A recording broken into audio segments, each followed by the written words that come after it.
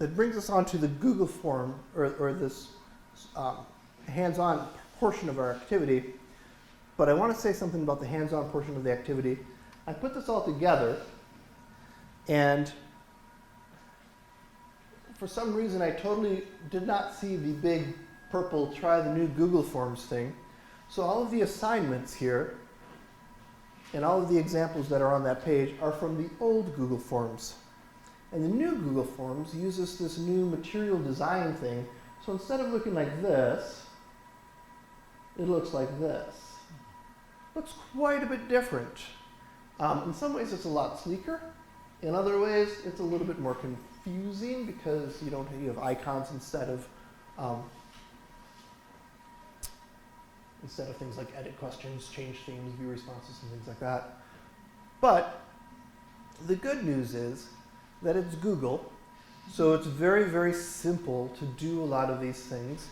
And regardless of what I put down using the old vernacular in these examples, the new look will be very easy to do as well.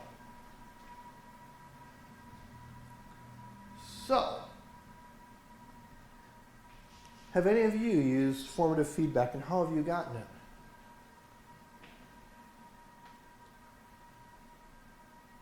I've used Qualtrics before. I haven't used Google Forms. And if you know Qualtrics, Google Forms is easy. Awesome. Yeah, much easier. However, you can't do as much with Google Forms as you can with Qualtrics. Okay. So branching questions, for example, are, I don't think you can do that with Google Forms. They're very simple. Very simple. The other nice thing, I guess, about both of them now is they're very adjustable, and they will fit on any format. So if the students want to use their smartphone to look at to do the quizzes on either Qualtrics or Google Forms, it works great. Some of the questions types on Qualtrics aren't mobile friendly though, and it sort of warns you of that. And now, Right. like the survey preview grid shows you how it might look on a mobile device, which is handy. Yeah. Nate, have you used Google Forms before? Yep. Professionally, I use Qualtrics. All right. Just because the branding is a little bit easier and whatnot. But yeah, we've done that for a lot of product assessments rather than teaching assessments. Okay. Yeah, I've created all of those. Excellent. Can you maybe this is easier than I think, but can you talk a little bit about how to embed the Google form into your LearningDW or Yeah. a similar thing, and also if that's possible with Qualtrics as well?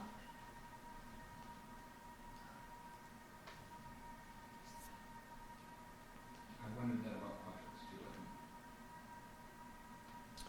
Um, I don't know how to do that. I will tell you that it's very easy, and there are instructions on the sheet on how to Okay. do it in. Oh, medium challenge, But we can go through it very quickly and do that. So I have a Google form right here, and I'll go to the live form, and it's basically just what food do you want on the last day of class? Pizza, sushi, or chef salad. Or option one. Or What's option that? one. What is that? We can edit that and remove that Is that a- apparently. is that a- oh.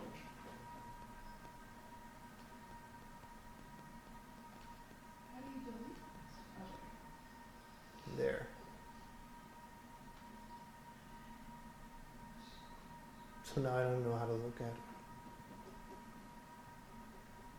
I don't even have this new Google Forms. I can't even find Google. I come to it and it's still this new thing of generic. It doesn't give you the purple banner that says, No. wow. They're probably doing it. That's good. So I designed the activity sheet for you with the old Google Forms. Yay! Forms home. I hadn't noticed it, and it may honestly have happened as I started making the worksheet that they switched over. That's probably what the color of the new. You're right. So when I went back to, let's go back. So I click on preview. There it is. All right. What forms is There with we the drive? I tried to So download it. if on It the is, app. yes. It's Is it here. Google Drive? Yes, it is. Show up. So if you go to Google Drive, you can just click on, Yeah, they did used to be Oh, they did used to be. red or something. No, yellow, right? I thought it was Yeah. yellow, but I Yeah, didn't, yeah. But yeah, that's really weird. you can click on new, but here's the So I thing. was inside a folder Ugh. and I said, create new document form just like you did, and then it said, add the Google Docs. It doesn't show up unless you click on more. It's a create a new something. It isn't like a Yeah. separate thing. Like it's not like calendar is its own section, Yeah, drive so is its own it section. may not be So enough. you're, Is you it an need option? drive. Well, the Yeah, reason go is inside it's so much in drive. docs, sheets, and slides, and I don't know if that's because of what I have installed app-wise, Yeah. or. So here's my drive. So go, Or if let's it's a see, so what limitation you. of the Try sheets. Cause you wanna, how do you create something new? You wanna I think you can create a sheet from a form, or from a form from a sheet. So what do you usually do when you wanna create a new document? Well, I've never really done anything. Oh, That's okay. why So you can, if you want, go, Yeah, go, at- you inside, go At least inside. here, it, I don't in know. a spreadsheet, it lets me create a form, This is interesting. well, let's see. but I don't know if it uses the same Okay, form tool. but it doesn't, There should be. Yeah, it does. there should be something that says make a new folder. Yeah, or make a new something. Sort by, John, do you use this on an iPad? Cause there's no place that says make a new anything. yeah. What happens if you click There's a on- little red plus sign in a circle in the bottom right corner Oh, of the no, app that's not on really my. No, this is just, Oh. that's my other problem, is having these two different accounts. Mm-hmm. Ah, I don't know. Correct, now I got you, but Yeah, now I don't know where I am. continue Where that. is it just, yeah. Oh, there it is. There it is. Yep. There's But plug Oh, in. now but that's you're in docs. Click on the little thing there and go back to Drive. It doesn't want you to get to Drive, Oh, Google there it Drive. is, Google Drive. But then there isn't that little, oh, there's the little plus now. Now it's there, All right. That's really weird, it wasn't there before. yeah. We were both seeing that it We, wasn't there. we both Yeah. saw it. I don't know what to tell you, that's just weird. That's, I don't have a concept of how to, Seem to be more- Now, with the same question where's that, my forms? is that you don't have forms, so you can go to Google Sheets Yeah. and Did you see the, on the back of the sheet? you there's can a maybe box try it. section? You Maybe can either download the Google Sheets thing, or you can This just is John's try it through the web Quest interface. He wants to be able to achieve is this boss challenge, and it's a Qualtrics And then if you Quest. click on the plus, I think it. Create a new one. So try Well, yeah, and Google the Sheets. quest is an anonymous survey, so it Oh, it doesn't let you attach create their one name unless you to the download the thing. responses, That's but interesting. you still know Yeah. who responded, so you can still get Install the credit app to for edit the the spreadsheet or create Automatic. new ones. Yeah. That is that the same as the forms? Yes. So It does My not seem to let thought was you- there's a link that's yeah, unique you to got to each get it and person. download the app They email individually. the link, It's then not letting know you use the web version of it. Do it in Qualtrics as linked surveys. So the first survey automatically redirects you to a second survey.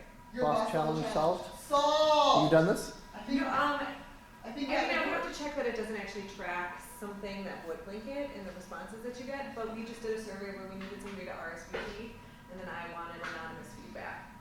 And so when you complete the first survey, Qualtrics, you set what you want your thank you screen to be, Mm-hmm. and your thank you screen is the redirect to the start of the second survey. So the first survey asks for their name, and the second survey asks for their feedback. I think Or you you have have to the do it first opposite. survey asks for the feedback, and then the second one asks for the name, Right. so Because you won't get have to credit give for the this. feedback to get to to the get second to the survey. name. So you do anonymous feedback first, and then the second survey records their name, and the only way that the students know how to get to that URL is if it. The last question of the first survey basically is a link to the second one. Yeah, You it's not a want link. the name- Qualtrics lets you set what your thank you screen is, so you know how it tells you like After the they response has been submit. recorded, Yeah, blah, blah, yeah, blah. yeah, yeah. Instead of that, in the tools, there's a way to automatically redirect to a page, so you can like send people back to your course page or whatever you want. You send them to the next survey. Awesome. And but the only way to get to the next survey that says tell me your name is to have completed Yeah. the first survey. That took all of like But 30 does that, seconds. but are you looking to connect the link to the actual answers in the first survey? No. No, he wants to absolutely He not. just wants names. He wants to know who he can give credit to. I'll let you speak this, I'm sorry. Oh, okay. Yeah, basically, I want to give them 5 points for for giving me anonymous feedback. Yep. So the problem is, how do I know that they gave me anonymous feedback without it, letting you know what their answers yeah, were. giving up the anonymity of it. Right. So I think if you say it's anonymous, it like won't record their IP address or whatever, and then on the second one, it'll report out IP address plus whatever they entered as their name. The question is it recording other data about like time and date when they completed the survey Right. that might help you link? Well, and also, I could just keep on going in and saying, Right, oh, every 5 there's only seconds. one person in there, and that's Kirsten. So the next person, oh, another one came in now. Oh, and that's Eileen. So now I You have can to really care a lot. should to really. do that. Yes. It should be a sign of me caring a lot, right?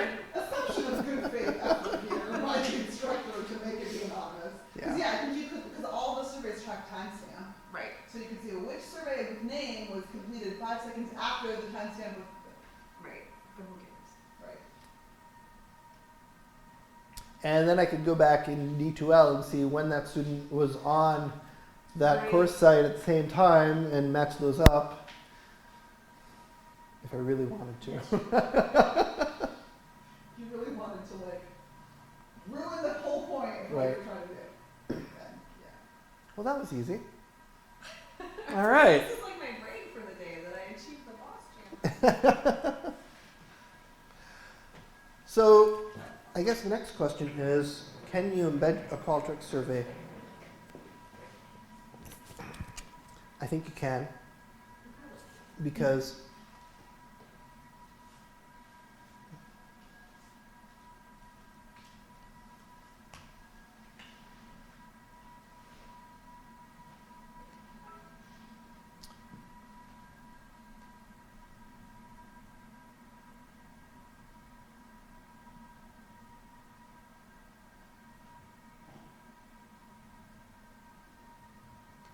so there's my new food vote survey that I made.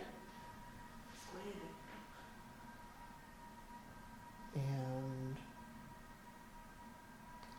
click on launch. Oh, distribute.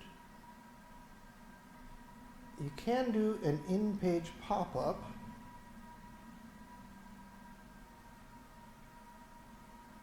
Let me see.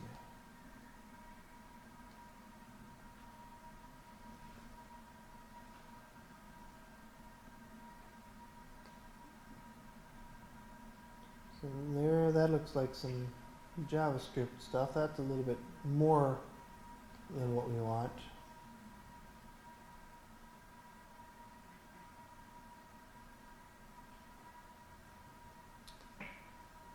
And the survey link just gives us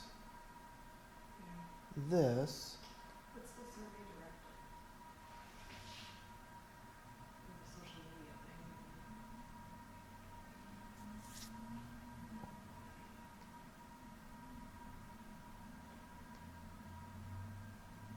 Oh, this is how you do your link survey to survey. That's not how I did it. It looks like you could do it that way too. That's cool. So it'll direct you from one survey to another survey.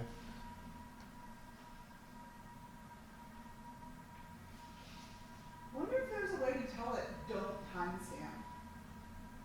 You know, I mean, like I know there is a way to say, I don't want you to track IP address, 'cause like I did an Yeah. execution survey in Qualtrics and like I had to prove that I wasn't tracking who it was, you know? Yeah. And there's like a way that you check it and It's say, in the settings, yeah, it's like Yeah. anonymized. don't, yeah.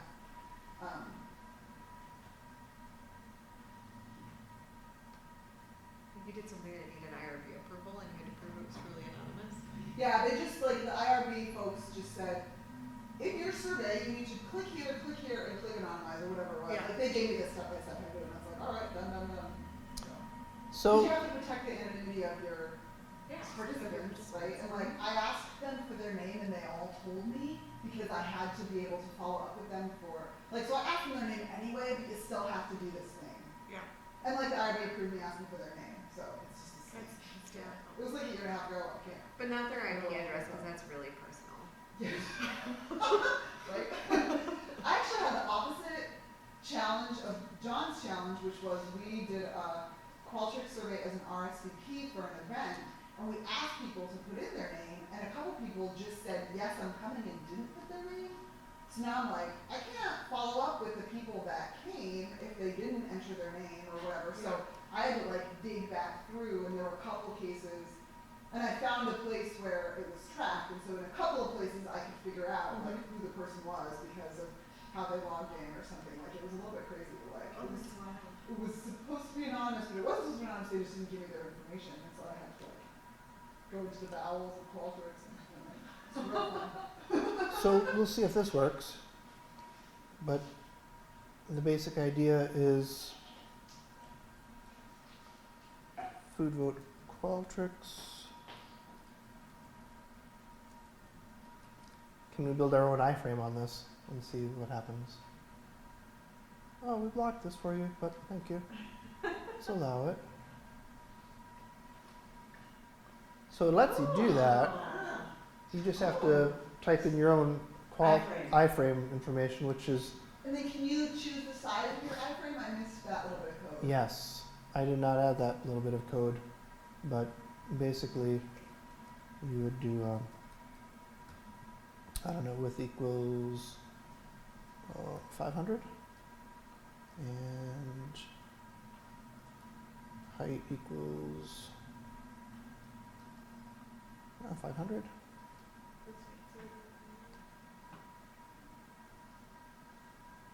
What was the step to insert the iframe at the, like, did you right click and do something, or which button did you click to insert that?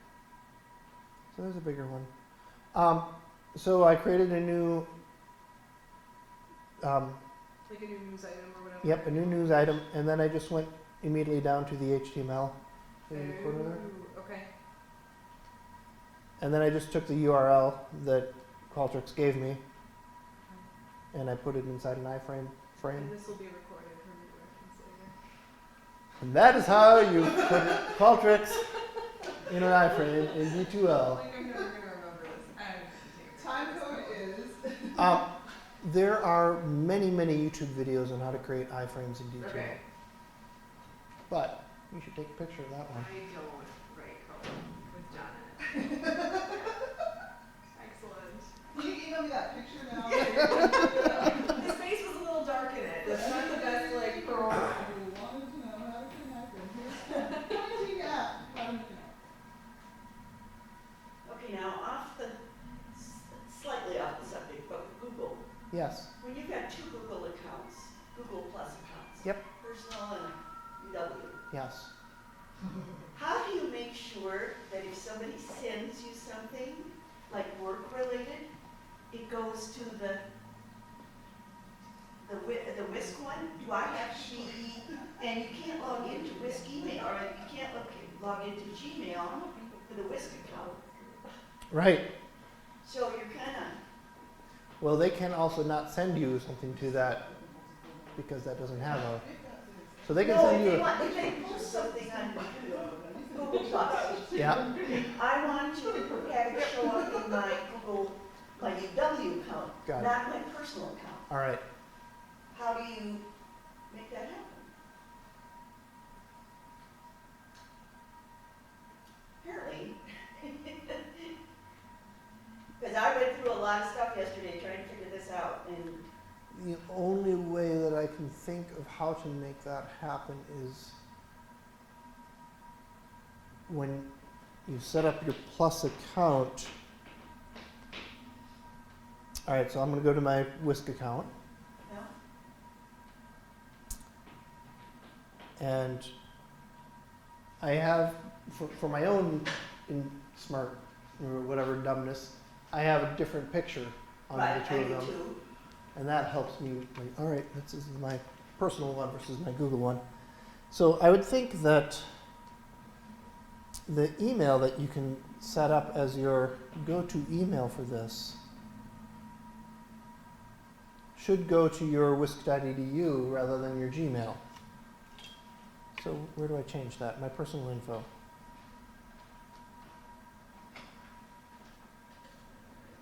Yeah, so in my emails, the emails for your, Okay. those you should have set going not to your personal account, but to your Whisk account.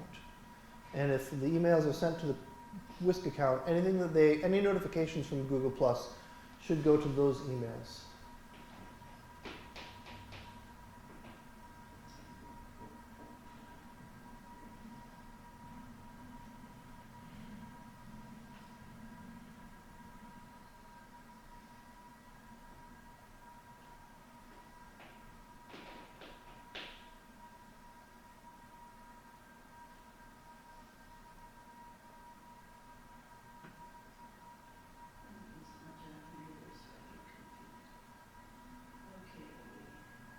I honestly find using the tablet, I really loved, I wanted the iPad to be like the replacement for the napkin that you'd sketch on, do all sorts of Yeah. stuff. And it's just, it doesn't work. It doesn't work as well as a laptop. And maybe it's just because I've become so accustomed to maneuvering on a laptop that it's too big of a deal for me.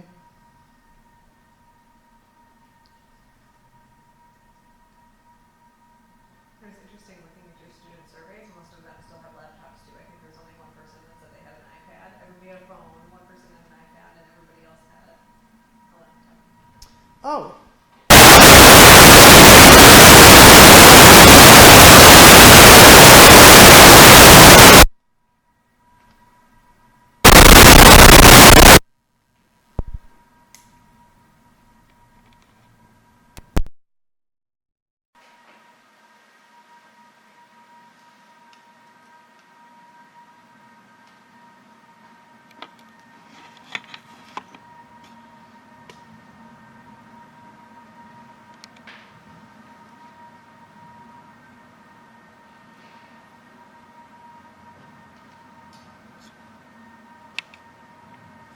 darn, what was it called?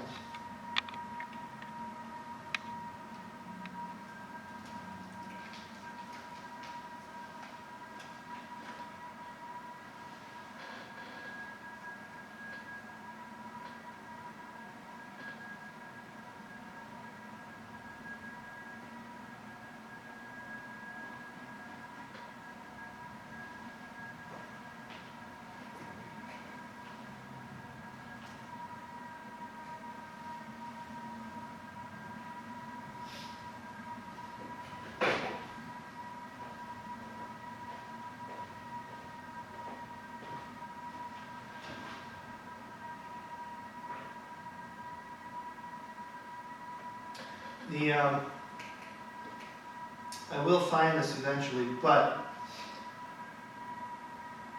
you can use Google Forms just to,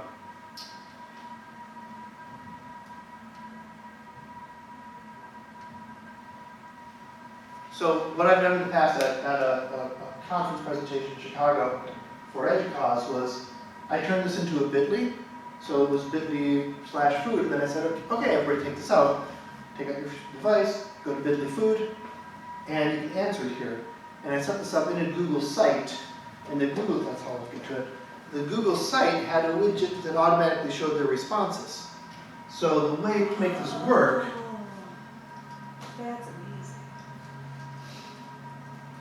So they didn't have to use one of the dumb like texting or answer apps that's a exactly, 20-digit thing Yes. that register your response. there it is. So we can all do this right here. And say, okay, just go to bit.ly mobile connect. Oops.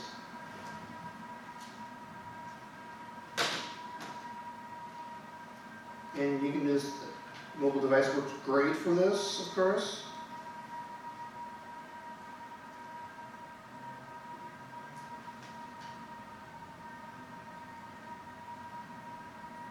Open up Chrome. And then the surveys about what devices do you have? It says- Yeah. bit.ly/BILECONNECT.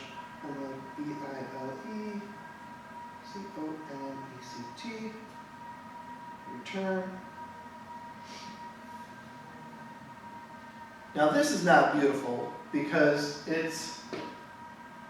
was created before, this is like I created this in 2011, so in order to get to the survey, I have to sort of widen it up a little bit. Then I've got what devices do I have, and it's pretty easy to just click on, I've got a Windows tablet, I've got an iPad,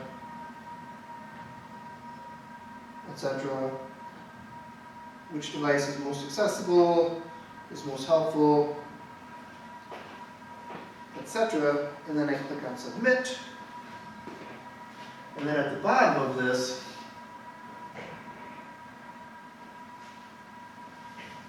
they have all this information. I can see exactly what everybody put down. They can see, oh, I'm one of the 78% that has the, all right, this is a really bad example right now, but I bet that I could go in and tweak it, make it better.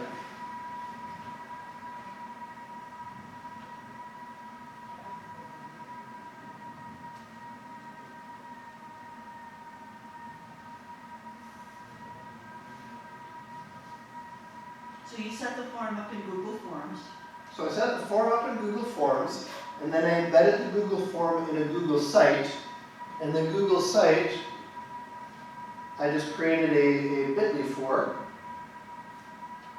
So it's a little bit of prep work beforehand. But then on the Google site, I just,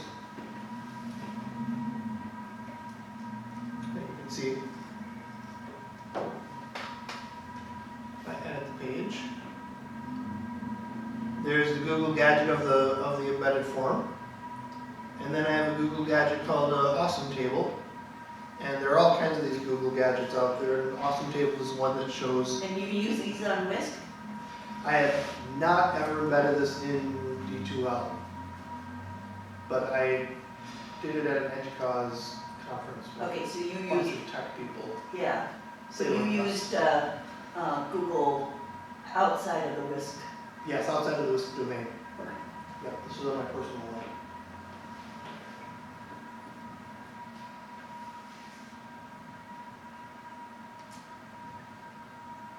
And then on the bottom, you can see actually what the, oh, look, there's a word cloud in there. I really should make this much wider. I think I tried to make it for the mobile device and it didn't work out.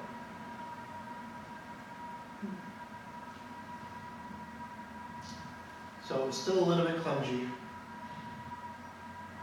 No, but it's immediate feedback. but it is immediate feedback. Yeah. Oh, it's not immediate feedback. They have to refresh that. So I had, as they were taking the quizzes or the form, I had an auto refresh thing going on this. So what did you call those little Google thingies? Gadget. Gadgets. Google gadget. And that's as easy as insert Google gadget.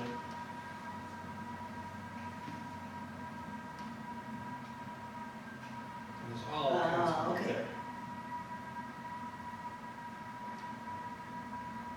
Now this was 2011, So it could be all. so well, it's apparently still there, but I'm suspecting that it's probably a little bit easier now.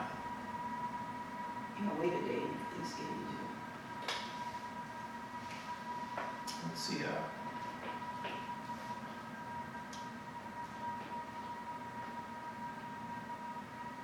News show. What's a news show?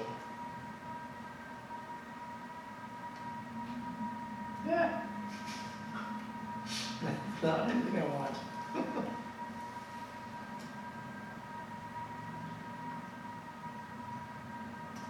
I don't know what that does.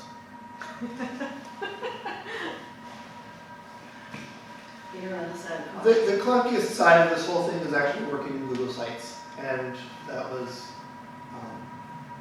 the hardest part. But like once I did it the one time, I'm sure I Then you can can do do it it the second again. time easier. But yeah, then the students don't have to buy a clicker. They don't have to buy a subscription service for Top Hat or whatever. And it's something, which is kind of cool. And I bet there's a way to do that with Qualtrics too. They don't have game gadgets, do they? I bet they do. I bet they have some game versions. Want to look into it?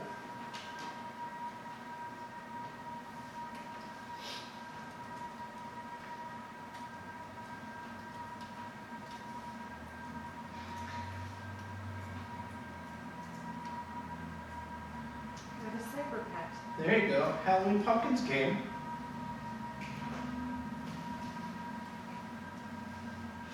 No, I don't think these are. There, G modules. Maybe.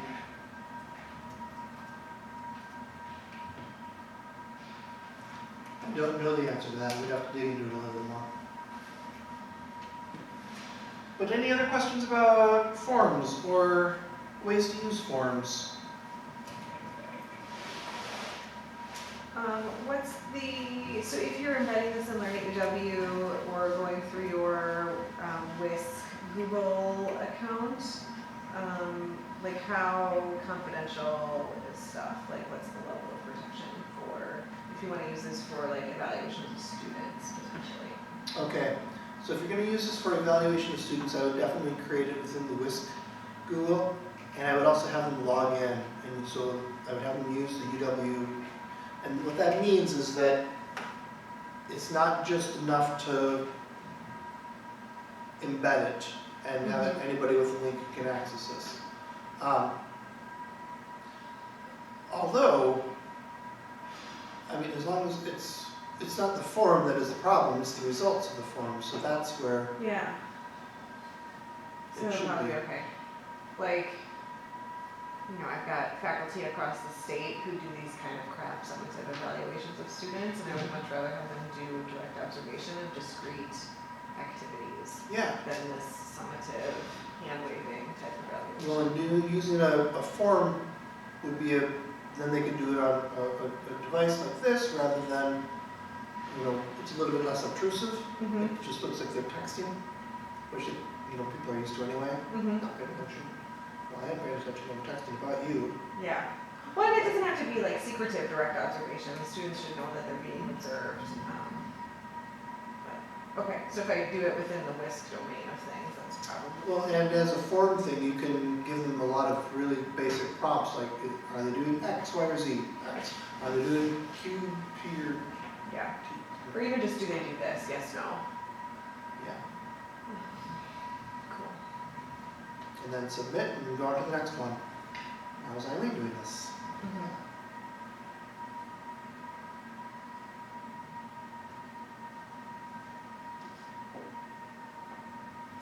All right, well, that's what I have for today.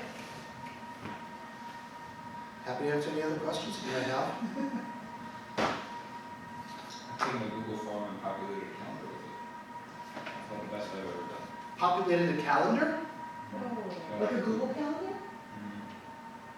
Got a Google form, had auto-populated a calendar. Like I'm available for a meeting at this time, kind of a Google form, and then it puts the meeting on the calendar? What did you use it? Like, what was your case scenario or whatever? Oh, it was sort of virtual meeting rooms where you say, I want to use this virtual meeting room so that other people wouldn't. And you'd say what campuses are going to join in, or they're invited, or what day and time, and all of that stuff. And as soon as you filled it out, it would email whoever was listed in the script. And then it would auto-populate a specific calendar that was already being shared, not in an iFrame, but an embedded calendar. Is that the Google Calendar, Office Mhm. 365? Or Would could the it- form know if something was already booked, or would it allow, like, was it The relying? calendar would already know something was booked, the form wouldn't. Okay. So the calendar would reject it and send a So- message back, or how did that work? So the calendar wouldn't know. Calendar wouldn't care, calendar sees. So if you picked a spot on the calendar that was already filled, you just never know that you didn't get the spot?